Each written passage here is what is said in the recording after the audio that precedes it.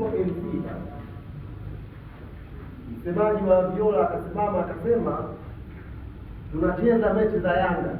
Kumbuka bila mashaka yoyote, msemaji wa Viola akasema tunacheza mechi za Yanga. Ile kauli, ndugu zangu, ndio iliamua hatima yao msimu huu, kama mlikuwa mjui.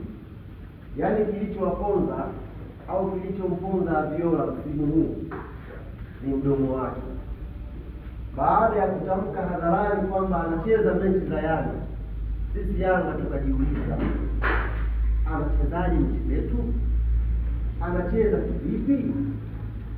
Ana nguvu gani huyu wa kusimama na kusema kwamba anacheza mechi za Yanga? Anajiamini nini? Kiburi chake ni kipi ya Viola? Pale na sisi tukaweka mguu chini, tukakubaliana kwamba ukiwa wanasema kwa hili, ukiwa mguu wa pweza tunakutana wapi? Nyumbani.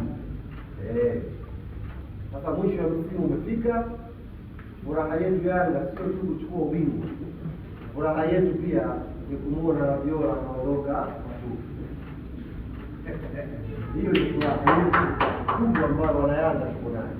Kuna furaha ya kuchukua ubingwa, alafu kuna furaha ya kumuona Viola anaondoka mikono juu. Na nimewaambia lini, siku gani Yanga tuliketi chini tukaweka dhamira, sasa leo tukubaliane huyo Viola aondoke mikono mitupu. Kwa sababu unapojitangaza hadharani kwamba wewe unacheza mechi za Yanga, maana yake wewe una msuli wa kuisumbua klabu hii kubwa na kongwe Afrika Mashariki na Kati. Maana yake wewe uko tayari tunapambana.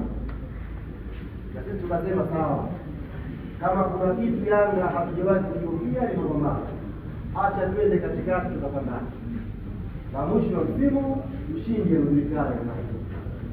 Kwa hiyo nitupe fursa hii tena kuwashukuru sana Viola na watu wake wote kwa uwezeshaji ambao wameleta msimu huu, kuhakikisha wameongeza nao chachu na flavor ya ushindani kwenye ligi.